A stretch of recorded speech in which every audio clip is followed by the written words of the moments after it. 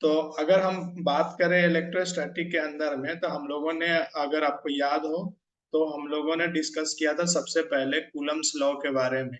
क्या याद है? का F इज इक्वल टू के Q1 Q2 बाई में आर स्क्वायर होता था। लेकिन ये क्या होता है ना, कूलम्स लॉ के अंदर में हम लोगों ने ये डिस्कस किया था कि ये वेक्टर फॉर्म में होता है, फोर्स जो होता है वेक्टर फॉर्म में होता था। फिर हम लोगों ने vector form of the Coulomb's law पढ़ा था, उसमें बताया था के Q1 Q2 बाई में आर का क्यूब, और इधर हम लोगों ने आर वेक्टर लिखते थे, या इसी को हम लोग ऐसे भी लिखते थे। अगर आपको याद हो तो इधर देखना और बताना, के Q1 Q2 बाई में आर स्क्वायर, और इधर हम लोग आर कैप लगाते थे। ठीक है ना? थोड़ा सा मैं 5-10 मिनट के अंदर में रिवीजन करके फिर हम लोग आगे बढ़ेंगे। और थोड़ा सा एक टॉपिक है जो बहुत इंपॉर्टेंट टॉपिक है, जिसको आज हम लोग यहाँ पे कवर अप करेंगे, ताकि अपना सिलेबस जो है दिसंबर से पहले अगर कंप्लीट कराना है, तो कुछ क्लासेस जो है ऑनलाइन लगाना जरूरी है, नहीं तो नहीं कंप्लीट होंगे हमारे। ठीक है ना? इसलिए हम लगाते हैं, जो आएंगे सही है, नहीं आएंगे तो ये वीडियो रिकॉर्ड कर देंगे, वो अपना देख लेंगे वहां से। ठीक है? ये बातें हम लोगों ने कर लिया था। इसके बाद में हम लोगों ने डिस्कस किया था, इसी से के बाद में जस्ट इलेक्ट्रिक फील्ड के बारे में। और इलेक्ट्रिक फील्ड के बारे में हम लोगों ने बात किया था के क्यू बाई में आर का स्क्वायर, और इधर आर कैप अगर हम वेक्टर फॉर्म में लिखे तो। और एक रिलेशन था फोर्स और इलेक्ट्रिक फील्ड में, जो मैं यहाँ पे लिख रहा हूँ, वो था F is equal to Q into में ई होता था, जिसको हम लोगों ने डिस्कस किया था। ठीक है? यहाँ अभी हम लोग क्विक रिवीजन कर रहे हैं, ताकि आपको समझ में आए। थोड़ा देर में मैं फिर चेंज करता हूँ। पहले यहाँ तक समझ में तो आ ही गया होगा, इससे तो कोई दिक्कत है नहीं। इसके बाद में फोर्थ नंबर में हम लोगों ने पढ़ा था, अगर तुमको याद हो, तो electric field due to ring, ring के कारण इलेक्ट्रिक फील्ड, ये बहुत इंपॉर्टेंट भी है। रिंग के कारण अगर इलेक्ट्रिक फील्ड की बात करें किसी पी पॉइंट पे, तो हम लोगों ने लिखा था के क्यू एक्स अपॉन में R square plus X square की पावर कितना थी, 3/2 थी। अगर ये पॉजिटिव, यहाँ पे पॉजिटिव चार्ज रखा हुआ है, तो ये क्या होता था, आई कैप, मतलब कि आई कैप ले लेंगे। अगर नेगेटिव चार्ज होगा तो हम लोग क्या लिखते थे, माइनस आई कैप ले सकते हैं। इसी तरह से हम लोगों ने डिस्कस किया था, एक वायर के कारण, अगर वायर के अंदर में 5 मिनट के अंदर में ये खत्म हो जाएगा, इसलिए थोड़ा सा आप समझने की कोशिश कीजिएगा। एक वायर के अंदर में हम लोगों ने क्या डिस्कस किया था, ऊपर अगर मान लो θ1 हो और नीचे क्या हो, θ2 हो, तो इसके कारण हम लोगों ने एक परपेंडिकुलर निकालते थे। याद है तुम लोगों को?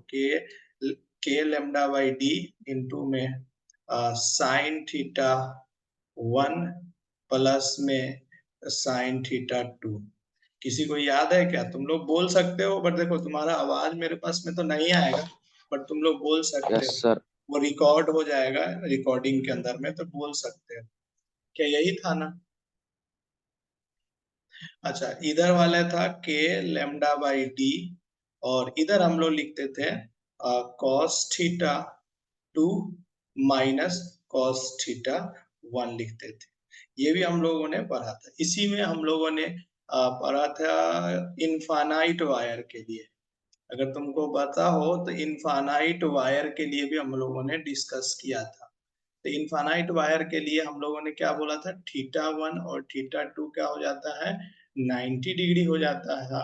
और यहाँ पे हमारे पास में जो इलेक्ट्रिक फील्ड की जो वैल्यू आती थी, वो होती थी के लेमडा 2 के लेमडा बाई डी हो जाता था। क्यों? क्योंकि इसका ये वाला कंपोनेंट परपेंडिकुलर कंपोनेंट रहेगा, और ये वाला कंपोनेंट क्या हो जाएगा, जीरो हो जाएगा, नीचे वाला।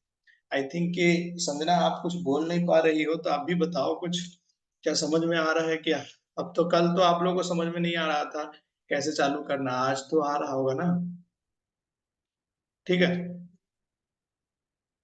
चलिए आइए नेक्स्ट बात करते हैं हम लोग इनफानाइट के बाद में सेमी इनफानाइट के बारे में। जो नहीं आया है वो आ जाएंगे, अपने खुद से ही आ जाएंगे। सबका अलग अलग टाइमिंग होगा, फोन उनका इसलिए नहीं आया है। आपके पास फोन है, बहुत अच्छा है, आप आए हुए हैं। तो सेमी इनफाइनाइट वायर के कारण क्या बोले थे हम लोगों ने, θ1 को 90 डिग्री अगर रखोगे, तो θ2 को क्या रखना पड़ेगा हमें, 0 डिग्री। कोई एक को हमें क्या करना पड़ेगा, 0 डिग्री करना पड़ेगा।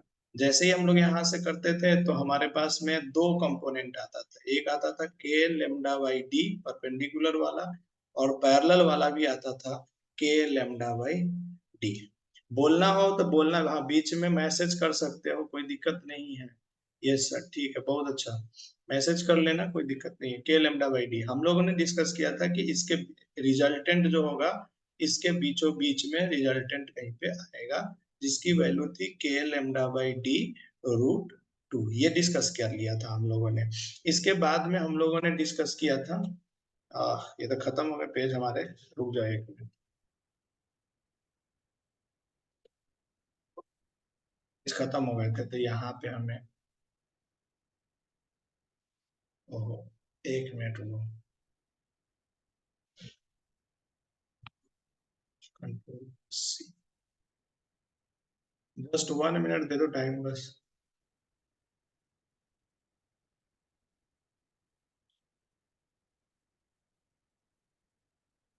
ठीक है, अब देखो इसके बाद में हम लोगों ने क्या डिस्कस किया था बच्चा, कि इसके बाद में हम लोगों ने और भी चीजें बातें किया था, तो उसके बारे में भी डिस्कस करते हैं, एक मिनट।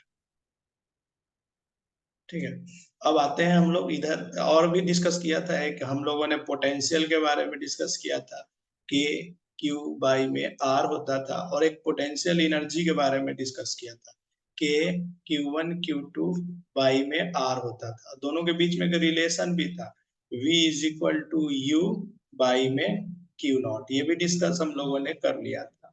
इसके बाद में हम लोगों ने सिस्टम का पोटेंशियल एनर्जी कैसे निकालते हैं, हमने ट्रायंगल के लिए बात किया था, इसी तरह से स्क्वायर के लिए भी बात किया था, तो ये सारी चीजें हम लोगों ने डिस्कस कर लिया था। उसके बाद में हम लोगों ने डिस्कस किया था relation between the electric field and potential. ये लास्ट हम अपना टॉपिक चल रहा था, इलेक्ट्रिक फील्ड और पोटेंशियल के बीच में रिलेशन, तो हम लोगों ने डिस्कस किया था electric field is equal to होता है माइनस ऑफ डीवी अपॉन में डी आर। बस थोड़ा सा रिकॉल कर रहे हैं, फिर इसके बाद, लेकिन ये कार्टेशियन फॉर्म में होता है। कार्टेशियन फॉर्म का मतलब क्या होता है, माइनस डेल लगाते, डीवी की जगह पे हम लोग क्या लगाते थे, डेल लगाते थे, इस तरह से लिखते थे, पूरा डी नहीं लिखते थे। फिर यहीं पे हम लोगों ने क्या डिस्कस किया था कि इसको और भी तरीके से लिखा सकता है, कैसे, 1 बाई में डेल वी बाई में डेल एक्स आई कैप, प्लस में डेल वी बाई में डेल वाई जे कैप, फिर प्लस में हम लोगों ने डेल वी अपॉन में डेल जेड के कैप, ये हम लोगों ने डिस्कस किया था। याद है क्या आप लोगों को यहाँ तक, एक बार प्लीज राइज करना है ना हाथ, अगर पता हो ये सब चीजें पढ़ाया गया था तो। उसमें ऑप्शन होता है राइज करने के लिए। यस, वेरी गुड, एक बच्चे ने कर लिया है, नेक्स्ट, वेरी गुड। चलो, तो आगे बढ़ते हैं। देखो जो नहीं आए हैं आप लोग टेंशन नहीं लीजिए, जो नहीं आए हैं वो अपना आ जाएंगे, या नहीं तो देखो होता क्या है ना, कि गाँव गए हुए होंगे तो उनके पास फोन नहीं होगा, ये भी हो सकता है, तो इसके कारण नहीं आ पाएंगे, तो उनके लिए हमने वीडियो रिकॉर्डिंग कर लिया है, तो यहाँ से उनको हम वीडियो रिकॉर्डिंग भेज देंगे। ठीक है, कोई दिक्कत तो नहीं ना। अब आप लोगों को आगे की तरफ हम लोग प्रोसीड करेंगे चीजों को, जैसे कि हम लोगों ने ये बातें पहले भी कर चुके हैं, कि सम इम्पोर्टेंट चीजें हैं जो अब यहाँ से समझने की कोशिश करो, क्योंकि अब यहाँ से इम्पोर्टेंट चीजें चालू होगी क्या, और ये बहुत ही इम्पोर्टेंट है एग्जाम के लिए, जेई मेन के लिए भी और बोर्ड के लिए भी, सबके लिए इम्पोर्टेंट है। तो जैसे हमने बोला था V is equal to, sorry, E is equal to, हमने क्या बोला था, माइनस ऑफ dV अपॉन में dr बोला था, तो हम लोग इसको ऐसे भी लिख सकते थे ना, dV इसको इधर से मल्टीप्लाई करें तो E डॉट dr भी लिख सकते थे, dr वेक्टर, और इसका इंटीग्रेशन भी कर सकते थे, यहाँ से हम दोनों तरफ जब इंटीग्रेशन करते थे तो v इज इक्वल टू, एक फॉर्मूला आया था, ये भी हम लोग पहले डिस्कस कर चुके हैं, E डॉट dr, ये आया था फॉर्मूला। अब ये यहाँ से हम लोग आगे बढ़ते हैं, सम इम्पोर्टेंट पॉइंट है, ये जो नहीं पढ़ाया गया है ये है, तो सम इम्पोर्टेंट पॉइंट में हमने फर्स्ट पॉइंट क्या लिया है कि इलेक्ट्रिक फील्ड और dr are in the same direction, मतलब क्या हुआ समझ में आया, कि इलेक्ट्रिक फील्ड का डायरेक्शन जो है ना, मान लो इधर की तरफ है, और dr वेक्टर जो है ना, उसकी भी डायरेक्शन क्या है, इधर वेक्टर है, तो दोनों के बीच का एंगल क्या हो, जब दोनों एक दूसरे से पैरेलल होते हैं ना, कोई भी वेक्टर dr और इलेक्ट्रिक फील्ड अगर एक दूसरे से पैरेलल होंगे तो यहाँ पे थीटा कितना होगा, 0 होगा। समझने की कोशिश करना, यहाँ पे थीटा कितना हो जाएगा, 0 होगा। मतलब क्या हुआ, यहाँ पे मैं ऐसे लिख देता हूँ शॉर्ट में, electric field is the parallel to the D R vector. जैसे ही ऐसा हो जाएगा तो हमारे पास में थीटा की वैल्यू क्या हो जाएगी, वो 0 डिग्री हो जाएगी। अच्छा, हम लोगों को याद है, तो अगर मैं डॉट प्रोडक्ट को तोड़ता हूँ, जैसे मैंने बोला ए डॉट बी वेक्टर, तो यहाँ पे क्या आता था, ए बी कॉस थीटा आता था। अब थीटा की वैल्यू अगर तुम 0 रखोगे तो इसकी वैल्यू क्या हो जाएगी, बोलो। थीटा की वैल्यू जैसे 0 रखोगे तो 1 हो जाएगी, इसकी वैल्यू क्या आ जाएगी, ए बी आ जाएगा। तो इसी तरह से अब हम यहाँ पे थीटा की वैल्यू जैसे 0 रखते हैं तो इसकी वैल्यू क्या होती है, v is equal to minus of E into R हो जाता है, या इसको हम लोग ई इंटू डी भी बोल सकते हैं, v is equal to minus में, लेकिन याद रखना क्या चीज में ये है, नेगेटिव में है। थोड़ा सा कोई डाउट है तो पूछ लो अभी। हेलो।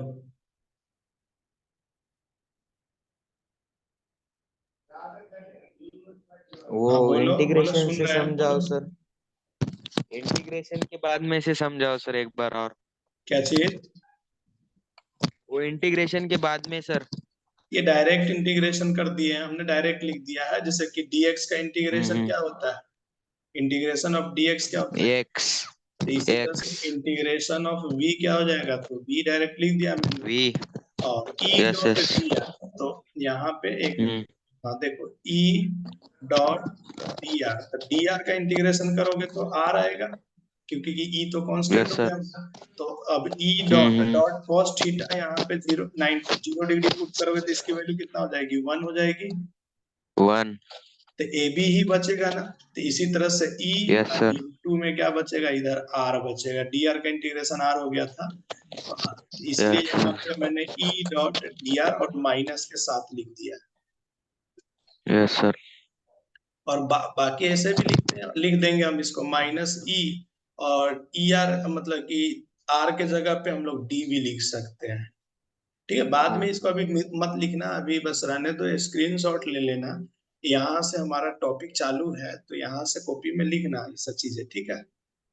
इधर जो समझाते हैं ना, ये सब बेसिक होता है, जो आपको बेसिक में मतलब पढ़ाया जाता है ना, तो वो सारे इधर होते हैं। ठीक है, कोई डाउट है, नहीं सर। ठीक है। आप भी बोला करो, क्या नाम है, संजना नाम है ना, बोला करो, कोई दिक्कत नहीं है। ठीक है, आगे बढ़ते हैं।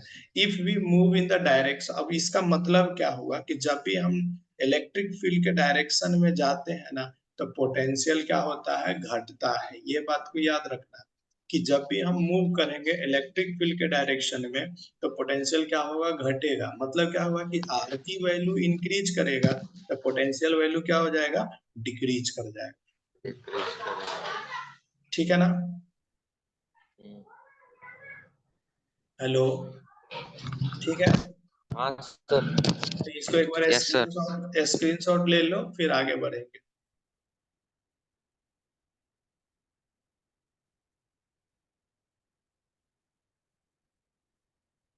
ओके हो जाए तो मैसेज में ओके लिख देना।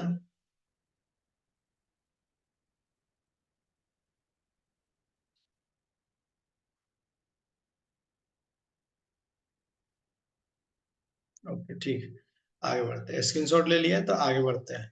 अब इसी के अनुसार फिर अब देखो, अभी तो हम लोगों ने क्या किया था कि जिधर इलेक्ट्रिक फील्ड था ना बच्चा, उधर ही जा रहे थे हम लोगों ने। ठीक है, जैसे कि मान लो कि अगर इलेक्ट्रिक फील्ड इधर है और डी आर भी इधर है, तो इसको हम लोगों ने क्या बोला था, पैरेलल बोला था। अब हम लोग क्या करेंगे, उसके अपोजिट जाएंगे। अपोजिट का मतलब क्या होता है कि उसके अलग डायरेक्शन में जाएंगे तो क्या होगा, उसके बारे में डिस्कस करेंगे। तो पहले एक बार इसको इसको भी स्क्रीनशॉट ले लो, फिर इसके बाद में हम इसको डिस्कस करके समझाते हैं। बिकॉज स्क्रीनशॉट नहीं लोगे ना तो इसमें बहुत सारी चीजें लिख देते हैं तो दिक्कत आती है लिखने में आपको। ठीक है, हो गया ना, ओके। चलो आ जाओ, अब हम लोग बात करते हैं यहाँ पे। अगर ले लिए हो तो इधर देखो, चले स्टार्ट करें। यस, ठीक है, आ जाओ, देखो देखो अब कहता है कि दोनों के दोनों अगर anti parallel to each other हो। अगर दोनों के दोनों एंटी पैरेलल का मतलब क्या हुआ कि इलेक्ट्रिक फील्ड जो है ना तेरा इधर की तरफ जा रहा है, समझने की कोशिश करना, और dr वेक्टर जो है ना इधर की तरफ जा रहा है। अब देखो दोनों के बीच का एंगल क्या होगा, दोनों के बीच का एंगल हो जाएगा 180 डिग्री। ठीक है ना, जैसे ही 180 डिग्री का एंगल हो जाएगा तो हमें पता है cos थीटा जो होता है ना 180 डिग्री पे -1 होता है। तो पिछले वाले क्वेश्चन, पिछले वाले में अगर cos थीटा की वैल्यू पुट करेंगे तो वो माइनस क्या हो जाएगा, प्लस में बदल जाएगा। तो हमारे पास में जो v की जो वैल्यू आएगी वो क्या आ जाएगी, यहाँ से सीधा वो माइनस हट जाएगा, ठीक है ना, और e इंटू में r आ जाएगा। पिछले वाले में क्या था कि 0 डिग्री हो रहा था इसलिए माइनस में आ रहा था, और यहाँ पे क्या हो जाएगा कि माइनस हट जाएगा। एक बार देखो सही से, समझ में आया तो बोलो। यहाँ पे क्या चेंज हो गया, यहाँ पे इलेक्ट्रिक फील्ड इनटू में आर इज इक्वल टू क्या आ गया हमारे पास में, वी आ गया। ये सब कॉपी में लिखना अच्छे से, क्यों, क्योंकि इस पे आकर करके प्रैक्टिस कराएंगे हम वहां पे, बट अभी लिखना, ठीक है ना, क्यों, क्योंकि आगे बढ़ेंगे। अगर ये चैप्टर यहाँ पे कंप्लीट हो जाता है ना हमारा ऑनलाइन में, तो अपने पास में 1 महीना बच जाएगा, यानी कि हमारे पास में 15 से 20 दिन तो आराम से बच जाएंगे अगर आप रेगुलर ऑनलाइन क्लासेस में आते हो तो। अब हर कोई तो पढ़ने वाला होता नहीं है, तो सारे के इंतजार करेंगे अगर मान लो, तो फिर इस तरह से क्लास ही नहीं लगेगा, इसलिए हम लोग क्लासेस चला रहे हैं।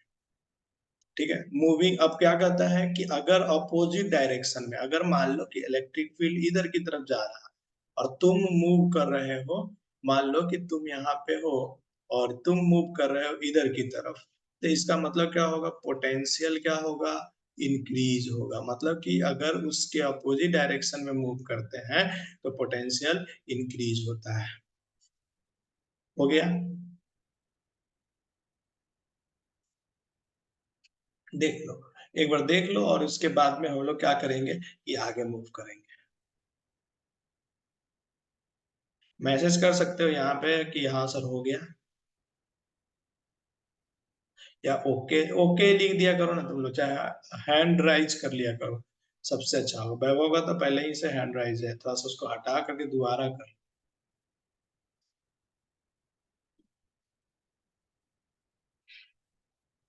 वेरी गुड, चलो आगे बढ़ते हैं। क्या कि देखो मुझे पता नहीं है, देखो बाकी तो आएंगे कि नहीं आएंगे पता नहीं है, तो इसलिए हम लोग अपना पढ़ते चलते हैं आगे, क्या ठीक है ना, दिक्कत तो नहीं ना। इसका वो ले लेना, क्या कहते हैं, स्क्रीनशॉट पक्का लेना, विदाउट स्क्रीनशॉट मजा नहीं आएगा। चलो अब थोड़ा सा आगे बढ़ते हैं, नेक्स्ट पेज पे चलते हैं। आज थोड़ा सा इम्पोर्टेंट टॉपिक भी स्टार्ट करने वाले हैं, थोड़ा सा ध्यान रखना चीजों। ठीक है, अब आते हैं both are perpendicular to each other. मतलब क्या हुआ, समझ में आया, मतलब ये हुआ कि अगर हम इधर की तरफ जा रहे हैं, आर वेक्टर इधर है और इलेक्ट्रिक फील्ड वेक्टर इधर है, यानी दोनों के दोनों एक दूसरे से क्या है कि परपेंडिकुलर है, दोनों के बीच का एंगल कितना है, 90 डिग्री। तो जब भी 90 डिग्री होता है ना बच्चा, तो कॉस 90 डिग्री क्या होता है, वैल्यू जीरो होता है। तो कॉस 90 डिग्री की वैल्यू अगर जीरो होता है, इसका मतलब हम यहाँ पे जैसे ही पुट करेंगे तो v की वैल्यू क्या आ जाएगी, जीरो आ जाएगी। और v की वैल्यू जीरो आ जाएगी, इसका मतलब होता है कांस्टेंट वैल्यू, यानी कि कहीं कहीं या तो कांस्टेंट होगी या तो जीरो होगी। अब इस केस में क्या होगा कि जो पोटेंशियल शुरू में रहा होगा ना इनिशियली, वही पोटेंशियल क्या हो जाएगा, फाइनल हो जाएगा। मतलब हमेशा पोटेंशियल क्या होंगे, बराबर होंगे परपेंडिकुलर डिस्टेंस पे इलेक्ट्रिक फील्ड का।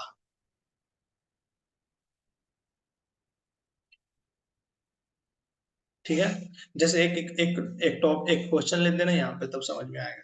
देखो इधर एक क्वेश्चन ले रहे हैं, आ, देखना इधर देखो, उधर मत देखो तुम लोग, इधर देखो, हमको पता है तुम कहाँ देख रहे हो अभी, हमें दिख जाता है, तो इधर देखो।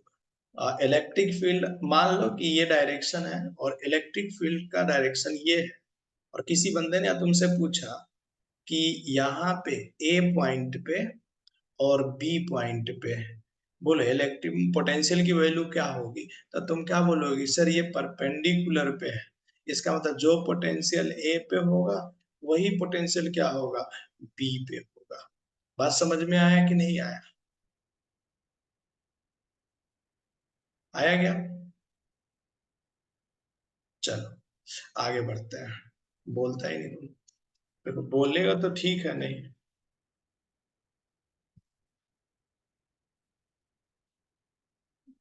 ठीक है। आगे बढ़ते हैं, नेक्स्ट हम लोग करते हैं ए पे। अगर किसी बंदे ने पूछा तुमसे कि सी पे और डी पे, तो बताना किसका ज्यादा होगा। मैसेज कर लो, कोई बात नहीं, बता दो कि किसका ज्यादा होगा। सी और डी पे अगर इलेक्ट्रिक फील्ड की डायरेक्शन इधर है, हमने क्या बोला था कि इलेक्ट्रिक फील्ड के डायरेक्शन में अगर मूव करते हैं, एक का आया है, नहीं सी पे और डी पे, ये परपेंडिकुलर तो रही है, ये तो परपेंडिकुलर है नहीं ना, परपेंडिकुलर पे बराबर होते हैं ना, ए और बी पे मैंने बोला बराबर होगा, तो सी और डी पे किसका होगा। देखो, अब मैंने क्या बोला था, अभी थोड़ा देर पहले आपको समझाया था कि अगर इलेक्ट्रिक पिछला वाला, अगर आप फर्स्ट वो देखोगे क्या कहते हैं, अ, एक मिनट में पीछे कर देता हूँ तो आपको जाएगा। ये फर्स्ट वाले में हमने क्या बोला था कि ऑन द मूविंग, मूविंग करते ना, जब ये मूव करते हैं इस पे ना सारे आ गए, तो कोई मिटाना पड़ेगा।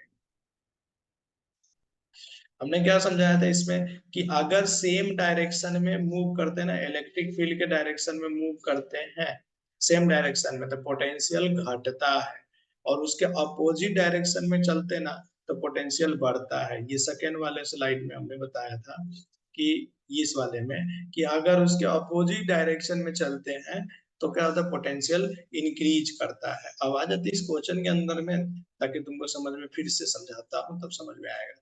देखो इधर, अगर मैंने बोला कि ये डायरेक्शन है, इलेक्ट्रिक फील्ड का डायरेक्शन ये है, अब हमने कोई पॉइंट इधर डाल दिया, ये हो गया ए लाइन और ये हो गया बी पॉइंट, तो सोचो कौन है जो इलेक्ट्रिक फील्ड के सेम डायरेक्शन में जाने की कोशिश कर रहा है। ए पॉइंट ज्यादा जाने की कोशिश कर रहा है और बी पॉइंट थोड़ा सा पीछे है। इसका मतलब पोटेंशियल किसकी ज्यादा होगी, बी की ज्यादा होगी। क्यों? क्योंकि जो अपोजिट डायरेक्शन में होता है या जो थोड़ा सा पीछे होता है, वो उसकी डायरेक्शन क्या, उसकी पोटेंशियल क्या होगी, ज्यादा होगी कंपेयर टू द ए।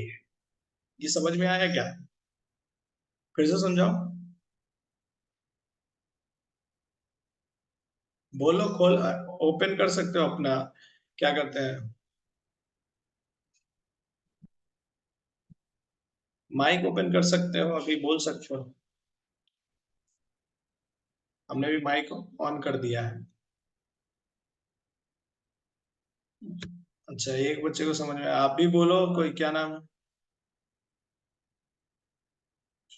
अब समझ में आया ना कि अगर मान लो कि हमने क्या समझाया, समझने की कोशिश करो। अगर मान लो कि हमने क्या कहा कि अगर इलेक्ट्रिक फील्ड की डायरेक्शन में हम चलेंगे तो हमारा पोटेंशियल क्या होगा, घट जाएगा, और इलेक्ट्रिक फील्ड के डायरेक्शन के ऑपोजिट चलेंगे तो हमारा पोटेंशियल क्या होगा, बढ़ जाएगा। ऐसा मैंने बताया। साउंड में तो कोई ज्यादा दिक्कत नहीं आ रही है ना?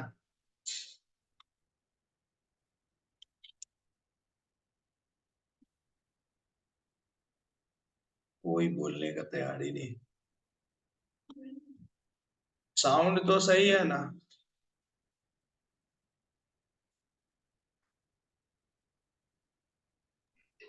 सही है सर। ओके, ठीक है। ठीक है, तो अब देखो हमने, एक मिनट, एक मिनट रुक जाओ, मैं एक मिनट में आता हूँ।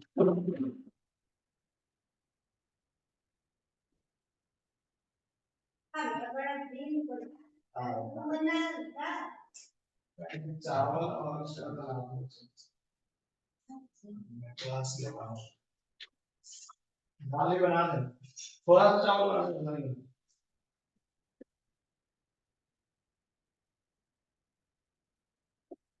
हेलो, ठीक। तो हम लोगों ने यहाँ पे क्या किया था कि बोला मैंने क्या आपको कि समझाया कि अगर हम इलेक्ट्रिक फील्ड के डायरेक्शन में मूव करेंगे ना बच्चा, तो हमारा पोटेंशियल क्या होगा, घटेगा।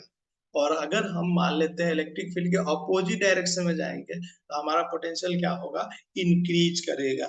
ऐसा हमने बताया था। अब देखो यहाँ ए और बी पॉइंट की बात करते हैं, तो ए पॉइंट और बी पॉइंट में कौन सा है जो ज्यादा परफेक्ट है इलेक्ट्रिक फील्ड के डायरेक्शन में, क्योंकि हमारा इलेक्ट्रिक फील्ड इधर है, तो इसके डायरेक्शन में परफेक्ट में कौन जा रहा है, ए जो जा रहा है, और ये थोड़ा सा पीछे है इसके बी, तो इसका मतलब किसका पोटेंशियल ज्यादा होगा, जो उसके डायरेक्शन में है उसका पोटेंशियल तो कम होने वाला है, इसका मतलब बी का जो होगा पोटेंशियल ज्यादा होगा ए के कंपेयर में।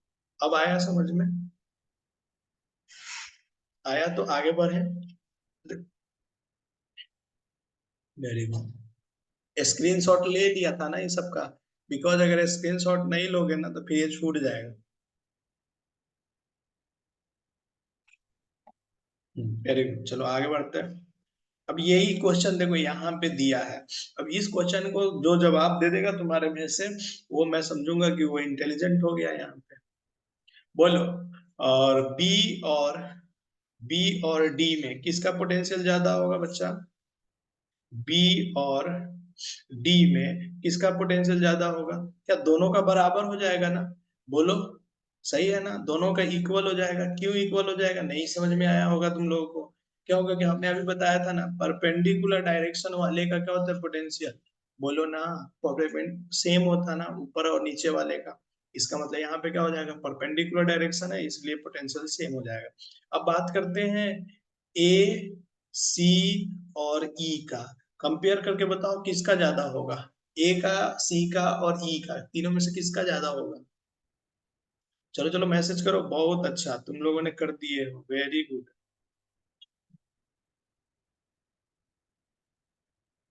ए, सी और ई का पूछा मैंने, ये नहीं पूछा इक्वल कहाँ से होगा, अभी तो समझाया था।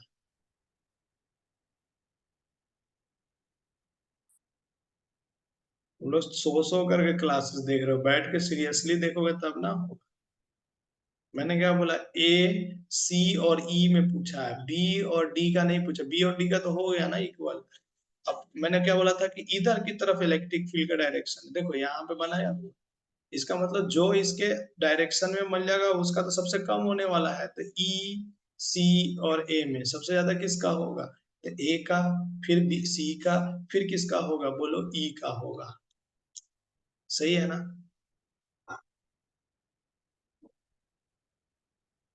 कुछ बोलोगे तभी तो होगा, बाकी एक बच्चा कोई आने वाला है सर, एक आने वाला है, ठीक है, वेरी गुड, चलो।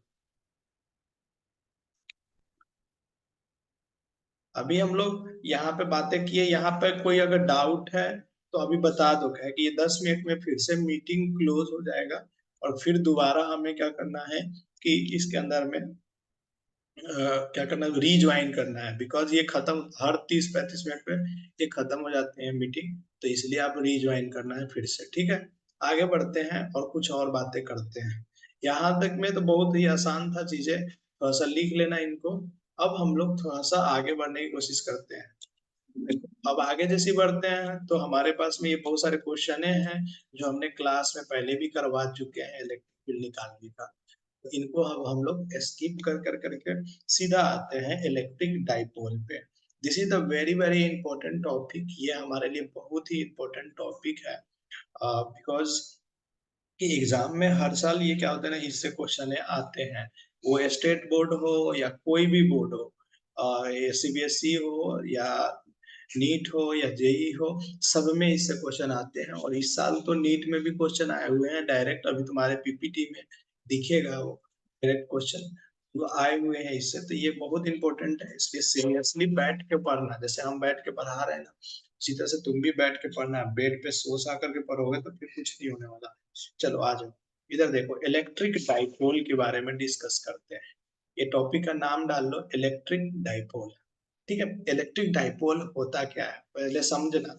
अगर हमारे को ना, मेरे को जैसे कि मान लो कि एक पॉजिटिव क्यू चार्ज दे दिया, और सेम मैग्नीट्यूड का अगर एक माइनस क्यू चार्ज दे दिया, मतलब क्या हुआ कि सेम चार्ज हो, लेकिन दोनों का डायरेक्शन क्या होना चाहिए, दोनों का अपोजिट इन नेचर होना चाहिए, तो ऐसे में क्या होता है, एक डाइपोल जनरेट होता है। बात समझ में आया कि नहीं आया, थोड़ा बहुत आया क्या। जैसे मैंने बोला कि मेरे को -2 कूलम का चार्ज है, और मेरे पास में +2 कूलम का चार्ज है। इन दोनों कॉम्बिनेशन के कारण क्या डाइपोल जनरेट होगा? यस, क्योंकि दोनों का मैग्नीट्यूड अगर सेम है और अपोजिट इन नेचर है, मतलब अगर एक प्लस है तो दूसरा अगर नेगेटिव में है, तो यहाँ पे डाइपोल जनरेट होता है। तो इसी को हम लोगों ने यहाँ पे डेफिनेशन में क्या बताया? It is a combination of two equal and opposite charges. तुम लोग लिखने के चक्कर में मत पड़ना है, स्क्रीनशॉट बाद में ले लेना जब हम इसको कंप्लीट करेंगे तो। ठीक है, बोलो क्या बोलना चाहते हो? मैग्नीट्यूड सेम होना चाहिए सर। हाँ, मैग्नीट्यूड सेम होना चाहिए, और अपोजिट नेचर मतलब अगर एक पॉजिटिव है तो दूसरा क्या होना चाहिए? नेगेटिव होना बहुत ही जरूरी है, ठीक है ना? चल, तो यहाँ पे देखो यही लिखा हुआ है, it is a combination of two equal and opposite charges which are displaced by very small distance. मतलब क्या होना चाहिए? दोनों के बीच का जो डिस्टेंस होना चाहिए ना, वो वेरी स्मॉल होना चाहिए। वेरी स्मॉल का मतलब कि बहुत ही कम, 10⁻⁶ मीटर के आसपास में। ये बहुत ज्यादा है या बहुत कम है? बहुत ही कम है। तो इस तरह से जब जनरेट होता है बहुत ही पास पास में, तो हम लोग इसको क्या बोलते हैं? इलेक्ट्रिक डाइपोल बोलते हैं। पहले बात यहाँ तक समझ में आए? देखो संजना, आपको भी बोलना पड़ेगा। अगर आप नहीं बोलोगे तो फिर अपने आप अपने बारे में अगर आप नहीं बोल पा रहे हो, घर पे नहीं बोल पा रहे हो, तो फिर कब बोलोगे? और आप एक तो ठीक है, ये बच्चा ठीक है, बाकी आए नहीं है वो।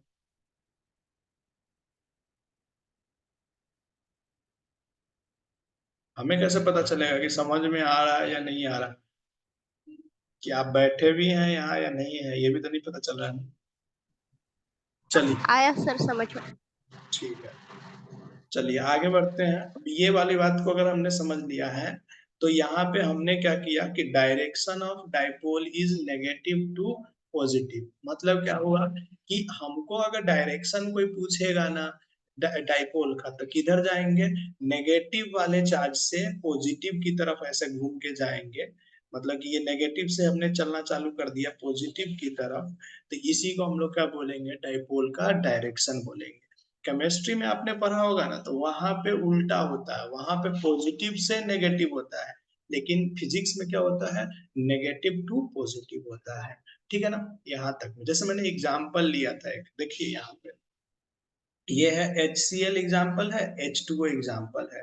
तो जैसे ही मैंने बोला HCl, तो इसको किसमें तोड़ेंगे? H प्लस में और Cl माइनस में। तो यानी कि देखो एक पॉजिटिव मिला तेरे को और एक नेगेटिव मिल गया यहाँ पे, तो इसका मतलब यहाँ पे डाइपोल जनरेट होगा।